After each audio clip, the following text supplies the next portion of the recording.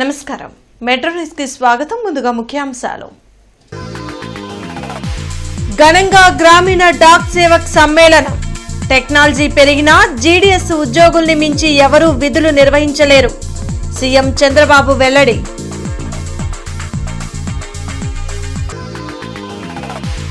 ఆధునిక మార్పులకు అనుగుణంగా పోస్టల్ సేవల్లో సంస్కరణలు తెస్తున్నాం. ఆదాయ మార్గాలను పెంచుకోవాలన్న కేంద్ర మంత్రులు Jyotiraditya Scindia, Pemmasani.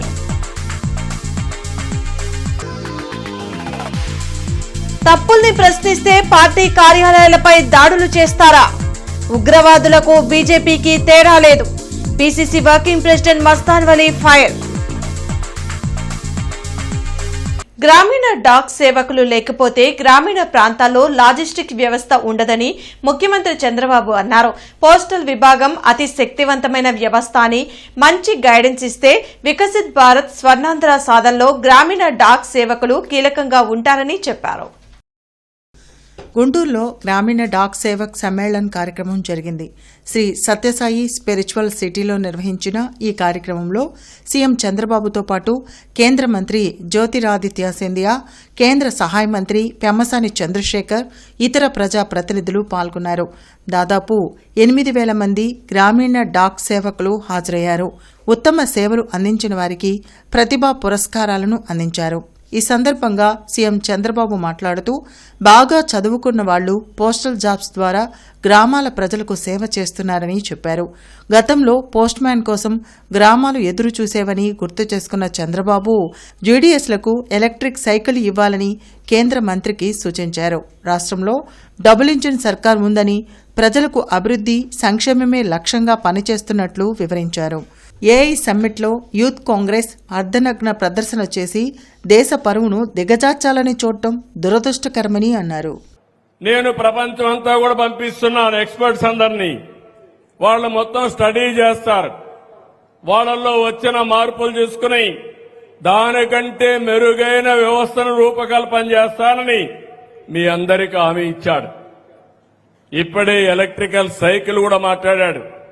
I'm very happy. If we have to provide for our people, Gramina Dak Sevak, one electrical cycle with green energy, no pollution. If we do that, then they will cover very comfortably in the villages. Even sometimes they need exercise, they will ride the cycle. Whenever they are tired, they can drive the cycle and move forward. Even carrying parcels, all these things, it is very, very easy. For that, what I am requesting our Honorable Minister, make Andhra Pradesh the proof of concept as a model project. All 17,000 people you provide one cycle, you will see the productivity within no time. Postal వ్యవస్థపై గ్రామ ప్రజలకు ఇంకా విశ్వాసం ఉందని కేంద్ర మంత్రి జ్యోతిరాదిత్య సింధియా అన్నారు. గ్రామీణ డాక్ సేవకుల సేవలు మర్చిపోలేమని జ్యోతిరాదిత్య సింధియా చెప్పారు. గుంటూరులో నిర్వహించిన గ్రామీణ డాక్ సేవక్ సమ్మేళనంలో ఆయన పాల్గొని మాట్లాడారు. తపాలా శాఖలో పార్సిల్ వ్యవస్థ మరింత బలోపేతం కావాలని తెలిపారు. దేశంలో ఏ చిట్టచివరి ప్రాంతానికైనా సేవలు అందించేది జీడీఎస్లను గుర్తు చేశారు. సంస్కరించు, సాధించు, మార్పుతే ఇదే మా నినాదమని పేర్కొన్నారు. ఏపీతో తమ కుటుంబానికి అవినాభావ సంబంధం ఉందని జ్యోతిరాదిత్య సింధియా వివరించారు. When my farmer in Prakasam wants to send his products to Delhi, Tagerele.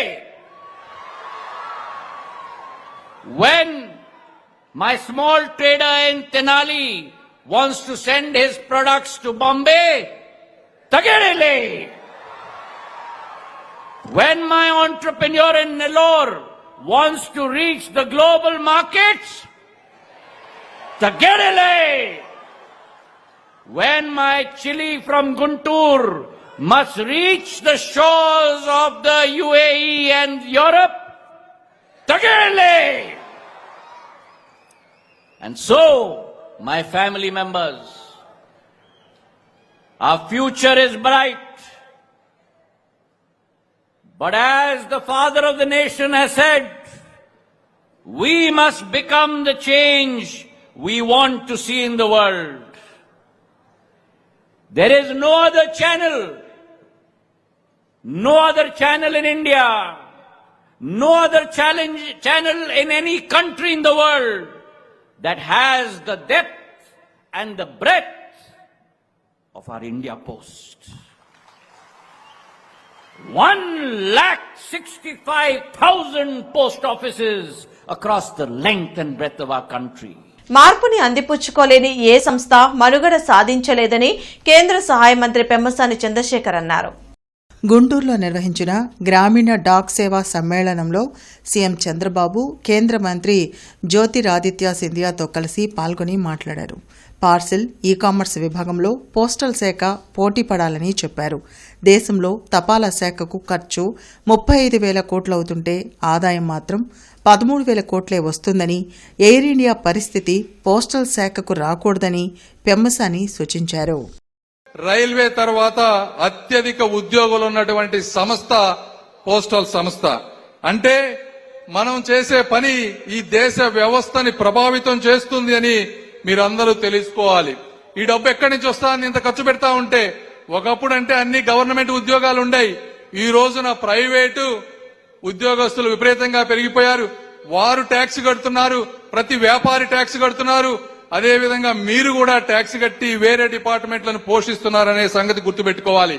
మీకొచ్చే జీతం, మీకొచ్చే పెన్షన్, మీ పోస్ట్ ఆఫీస్ నిర్వహణ, ఇదంతా కూడా భారతదేశంలో ఎంతో మంది కష్టపడి సంపాదించి ట్యాక్సులు కడితే అవి. మహాత్మా గాంధీని చంపిన గాడ్సే డిఎన్ఏ బీజేపీదని APCC working president Mastan Vali తీవ్ర వ్యాఖ్యలు చేశారు. కాంగ్రెస్ పార్టీ కార్యాలయంపై దాడిని నిరసిస్తూ శుద్ధి కార్యక్రమాన్ని నిర్వహించారు. దేశాభివృద్ధి, ప్రజల సంక్షేమం కోసం బీజేపీ ఏం చేసిందో చెప్పాలని AP PCC working president Mastan Vali demand చేశారు. కాంగ్రెస్ పార్టీ కార్యాలయంపై బీజేపీ దాడి చేసి అపవిత్రం చేసిందంటూ పసుపు నీళ్లతో శుద్ధి చేసే కార్యక్రమాన్ని నిర్వహించారు. మస్తాన్ వలీతో పాటు పార్టీ నేతలు లింగంశెట్టి ఈశ్వరరావు, కరీం, ఏఐవైఎఫ్ నేత వలీ తదితరులు పాల్గొన్నారు. 350 కోట్ల రూపాయలతో రోబోను చైనా నుంచి ఢిల్లీలో నిర్వహిస్తున్న ఏఐ సమ్మిట్ కు ఎన్డీఏ ప్రభుత్వం తీసుకురావడం సిగ్గుచేటని మస్తాన్ వలీ విమర్శించారు. రాహుల్ గాంధీ అడుగుతున్న ప్రశ్నలకు సమాధానం ఇవ్వలేక ఫ్రస్ట్రేషన్లో ఇలా పార్టీ కార్యాలయాలపై దాడులు చేయడం సిగ్గుచేటన్నారు. ఉగ్రవాదులకి మీకు పెద్ద తేడా లేదు. దొంగచాటుగా వచ్చి పార్టీ కార్యాలయం మీద దాడి చేస్తారంట. మీరు ఈ దేశంలో మహాత్మా గాంధీని చంపినటువంటి గాడ్సేకి డిఎన్ఏ, మీరు ఈ దేశంలో ఉగ్రవాదులను వదిలేసి మీ యొక్క అసమర్థతను తెలియజేసినటువంటి డిఎన్ఏ మీరు. ఇవాళ ఈ దేశంలో దీపక్ అహ్మద్ అని చెప్పి నేను ఉన్నాను అని చెప్పి లౌకికవాదం కాపాడేటటువంటి వాళ్ళ వారసులం మేము, మహాత్మా గాంధీ వారసులం మేము. పార్టీ కార్యాలయాల మీద కాదు మీ యొక్క పిరికిబంద చర్యలు. దమ్ముంటే ప్రజల మధ్యకి వెళ్ళి సంక్షేమ అభివృద్ధి గురించి మాట్లాడాలని చెప్పి ఈ సందర్భంగా తెలియజేస్తూ, ఇవాళ విద్యార్థి నాయకులు, యువజన నాయకులు అందరూ కూడా ఎక్కడైతే నిన్నటి రోజున గుంటూరు కాంగ్రెస్ కార్యాలయాన్ని ముట్టడి చేయాలనే కార్యక్రమాన్ని చేపట్టారో అపవిత్రమైంది. ఆ అపవిత్రమైన స్థలాన్ని పేడ, సున్నము కలిపి పసుపుతో కలిపి పవిత్రం చేశామనేటటువంటి విషయాన్ని గుర్తెరగాలని చెప్పి తెలియజేస్తూ, మాజీ మంత్రి అంబటి రాంబాబు కాపు, కమ్మ కులాల మధ్య చిచ్చు పెట్టే రాజకీయ లబ్ధి పొందాలని చూస్తున్నారని టీఎన్ఎస్ఎఫ్ రాష్ట్ర ఉపాధ్యక్షులు రాయపాటి అమృతరావు విమర్శించారు. గుంటూరులో అమృతరావు మీడియాతో మాట్లాడారు. గత 5 ఏళ్ల వైసీపీ పాలనలో టీడీపీ శ్రేణులపై తప్పుడు కేసులు పెట్టి వేధింపులకు గురి చేసింది వాస్తవం కాదా అని ప్రశ్నించారు. అంబటిని ఎవరూ నమ్మడం లేదు కాబట్టే ఆయన జైల్లో ఉన్న కాపు నాయకులు పరామర్శించలేదని తెలిపారు. రాంబాబు గారు, మీ మాజీ ముఖ్యమంత్రి, మీ పార్టీ అధ్యక్షులు జగన్మోహన్ రెడ్డి గారి ఆదేశాల మేరకు మీరివాళ నేను కాపు నేతని అని ఇవాళ నువ్వు చెబుతా ఉన్నావు. గతంలో ఏం చెప్పావు నువ్వు? నాకు కులానికి సంబంధం లేదని చెప్పిన వ్యక్తివి నీవు కాదా రాంబాబు గారు అని చెప్పి సూటిగా నిన్ను ప్రశ్నిస్తూ ఉన్నాం.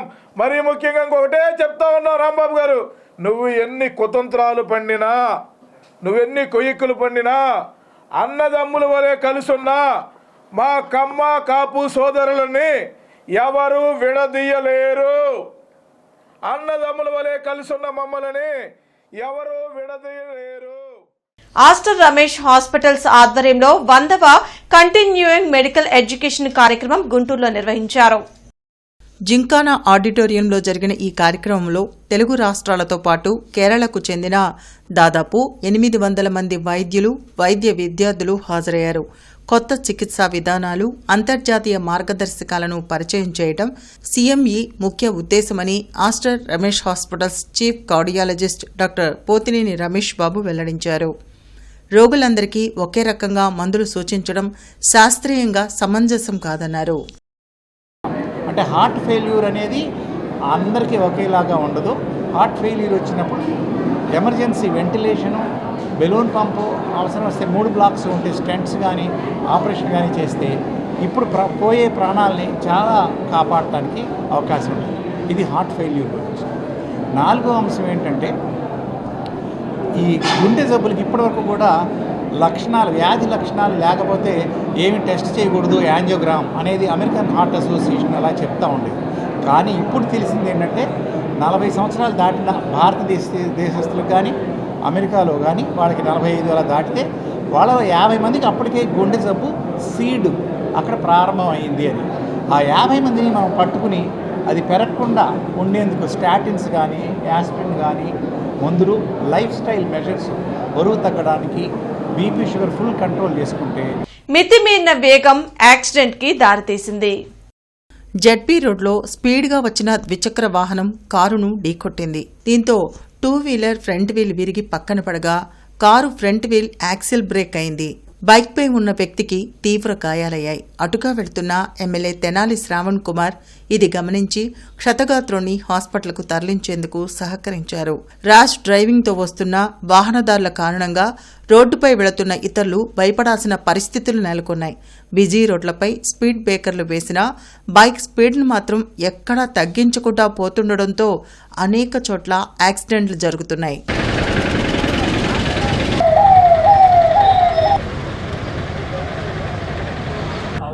అంబులెన్స్ చేశారు ఎవరన్నా? చేశారు బాగా పడుతుంది.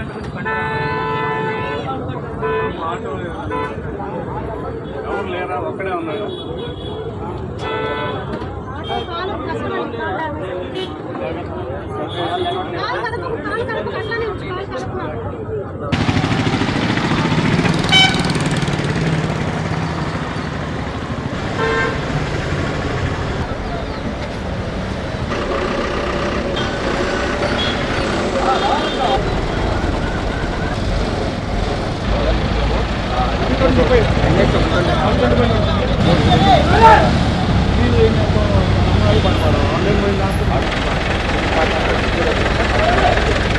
దేశ స్వాతంత్ర సమరయోధులు ప్రథమ విద్యాశాఖ మంత్రి మౌలానా అబుల్ కలాం ఆజాద్ వర్ధంతిని జిల్లా కాంగ్రెస్ పార్టీ కార్యాలయంలో నిర్వహించారు.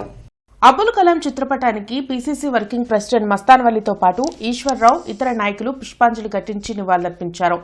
దేశంలో పటిష్టమైన విద్యా వ్యవస్థ ఏర్పాటుకు అబుల్ కలాం విశేష కృషి చేశారని ఈశ్వర్రావు తెలిపారు. విద్యాశాఖ మంత్రిగా చేసి ఈ దేశానికి మంచి భవిష్యత్తుని విద్యార్థులకి చూపించిన వ్యక్తి, మహోన్నత వ్యక్తి. అలాంటి వ్యక్తి మరి భారతదేశానికి గర్వకారణం. వారి యొక్క వర్ధంతి కార్యక్రమాన్ని జిల్లా నగర కాంగ్రెస్ కమిటీ ఆధ్వర్యంలో జరుపుకున్నాం. మస్తాన్ వలి గారు, ఎన్ఎస్ఐ కరీం గారు, అనేక మంది మరి పెద్దలు దీంట్లో పాల్గొన్నాం. వారిని స్మరించుకుంటాం. ఈ భారత జాతికి గర్వకారణం. అలాంటి మహోన్నత వ్యక్తిని మరి వారి పేరుతో మరి ఒక ప్రాజెక్టు కూడా పెట్టడం జరిగింది. అరండల్పేట అవగాహన కార్యాలయంలో ఆరోగ్య సభ జరిగింది. ప్రముఖ న్యూరాలజిస్ట్ డాక్టర్ అమూల్య పాల్గొని తలనొప్పి, నరాలు సంబంధిత వ్యాధులకు తీసుకోవాల్సిన జాగ్రత్తలపై సలహాలు, సూచనలు అందించారు. వయస్సు పైబడిన వారికి నరాలు బలహీనం అవుతాయని, రక్త ప్రసరణ సరిగ్గా లేకపోవడం వల్ల అనేక సమస్యలు ఎదుర్కోవాల్సి ఉంటుందని చెప్పారు. మనకి ఎట్లయితే పైపులకి వాల్వ్స్ ఉంటాయో నరాలకు కూడా వాల్వ్స్ ఉంటాయి. ఆ వాల్వ్స్ లూజ్ అవ్వటము, ఆ వాల్వ్స్ పనిచేసుకోవటం వల్ల మొత్తం స్టాగ్నెంట్ అయిపోతాయి, పేరుకుపోతుంది బ్లడ్ అంతా. స్లోగా ఉండి అది గుర్తుగా ఉంటుంది. అయ్యే వ్యారికోస్ వీల్స్, మనకి బయటకు కనిపించే నల్లగా ఉంటే వ్యారికోస్ వీల్స్. కాకపోతే దాన్ని ఎట్లా ట్రీట్మెంట్, దాన్ని అసలు ఎట్లా అప్రోచ్ అవ్వాలి అనేది కండిషన్ని బట్టి ఉంటుంది. కొంతమందికి వెరీ సివియర్గా ఉంటాయి, మొత్తం పాదం మొత్తం వ్యారికోస్ వీల్స్. డిఎస్ కళ్యాణ మండపం వ్యవస్థాపకులు డోగిపర్తి సుబ్బారావు 122వ జయంతి సందర్భంగా పలు సేవా కార్యక్రమాలను ఆయన కుటుంబ సభ్యులు నిర్వహించారు. బృందావనం గార్డెన్స్ వెంకటేశ్వర స్వామి దేవాలయ ప్రాంగణంలో చేపట్టిన ఈ కార్యక్రమంలో విద్యార్థులకు స్కాలర్షిప్స్ ను పంపిణీ చేయడంతో పాటు హాస్పిటల్స్ లో పనిచేసే ఆయాలకు నిత్యావసర వస్తువులు, స్టీల్ క్యారేజ్లను అందించారు. ప్రతి ఏడు అనేక సేవా కార్యక్రమాలు నిర్వహిస్తున్నట్లు కుటుంబ సభ్యులు శివమోహన్ రావు తెలిపారు. ఇతరులకు స్ఫూర్తిని ఇచ్చేలా సేవా కార్యక్రమాలు నిర్వహించడం అభినందనీయమని శాంతనికేతన్ ఉపాధ్యాయురాలు ఉషాకుమారి అన్నారు. ఇది మనం ఇచ్చేటువంటి అమౌంట్ కొద్దిదైనప్పటికీ కూడా ఇది ఇతరులకు స్ఫూర్తిదాయకంగా ఉండాలనేటువంటి సదుద్దేశంతో వీళ్ళు ఈ హాస్పిటల్ పనిచేసే ఆయాలు కూడా మనం సాయం చేయగలిగిన పరిస్థితి ఉన్నది అని సమాజాన్ని తెలపాలనే ఉద్దేశంతో మా నాన్నగారు ఏర్పరిచినటువంటి కార్యక్రమం. ముందుగా డిఎస్ కళ్యాణ మండపము స్థాపించినటువంటి డోగిపర్తి సుబ్బారావు గారి కుటుంబ సభ్యులందరికీ కృతజ్ఞత తెలియజేస్తున్నాను. ఇది చాలా మంచి కార్యక్రమం.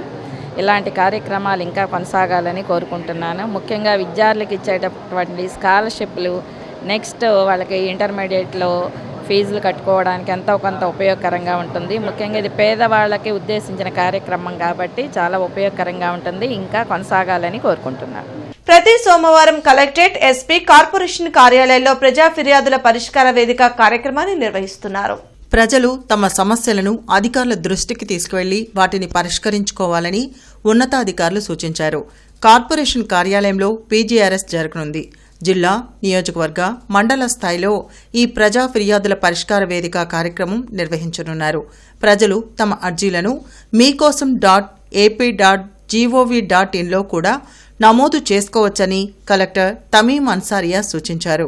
రెవెన్యూ సమస్యల పరిష్కారం కోసం రెవెన్యూ క్లినిక్లను సద్వినియోగం చేసుకోవాలని పేర్కొన్నారు. అలాగే దివ్యాంగుల కోసం ప్రతి 4వ శనివారం అర్జీలు స్వీకరించే కార్యక్రమాన్ని చేపట్టినట్లు తెలిపారు. రామరాజు ఫౌండేషన్ ఆధ్వర్యంలో పద్మశ్రీ డాక్టర్ ఈమని శంకర శాస్త్రి స్మారక పురస్కార ప్రదానోత్సవం జరిగింది. బృందావన గార్డెన్స్ వెంకటేశ్వర స్వామి దేవాలయ ప్రాంగణంలో నిర్వహించిన కార్యక్రమంలో 9 మంది వీణ విద్వాంసులచే వీణ కచేరీ కార్యక్రమం నిర్వహించారు. గత 4 ఏళ్లుగా ఈ కార్యక్రమాన్ని తన ఫౌండేషన్ ఆధ్వర్యంలో ఇక్కడ నిర్వహిస్తున్నట్లు రామరాజు శ్రీనివాసరావు తెలిపారు.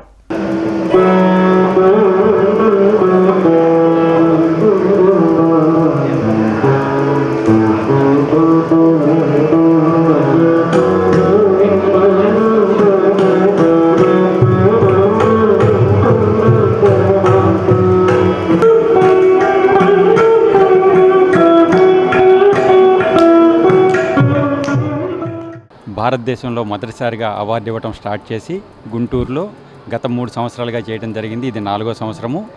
ప్రముఖులైనటువంటి వీణా విద్వాంసుల్ని వివిధ ప్రాంతాల నుంచి ఇక్కడికి తీసుకొచ్చి ఒక్కొక్క గంట వారితో ఇక్కడ కచేరీలు చేయించి గుంటూరు ప్రజలకు వారి కచేరీలు వినే అవకాశాన్ని కల్పించి సాయంకాలం ఒక ప్రముఖ వీణా విద్వాంసులచే కచేరీలు చేయించి వారికి ఈమని శంకర శాస్త్రి గారి పురస్కారం ఇవ్వటం అనేది ఆనవాయితీగా జరుపుతున్నాము.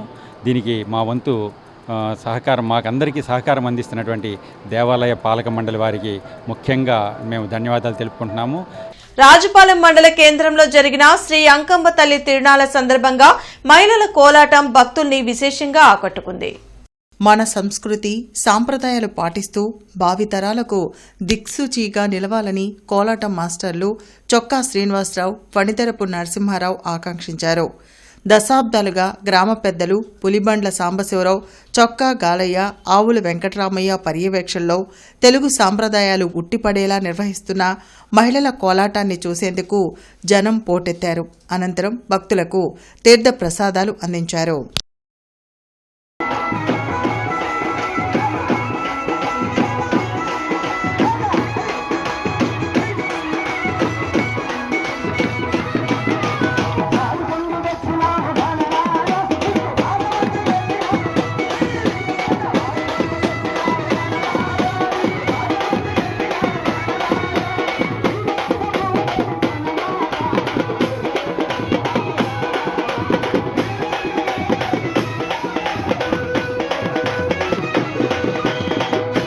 బులెటిన్ ముగించే ముందు ముఖ్యాంశాలు మరోసారి. ఘనంగా గ్రామీణ డాక్ సేవక్ సమ్మేళనం. టెక్నాలజీ పెరిగినా జీడీఎస్ ఉద్యోగుల్ని మించి ఎవరూ విధులు నిర్వహించలేరు. సీఎం చంద్రబాబు వెల్లడి.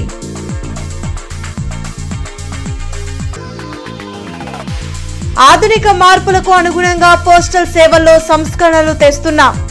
ఆదాయ మార్గాలను పెంచుకోవాలన్న కేంద్ర మంత్రులు జ్యోతిరాదిత్య సింధియా, పెమ్మసాని.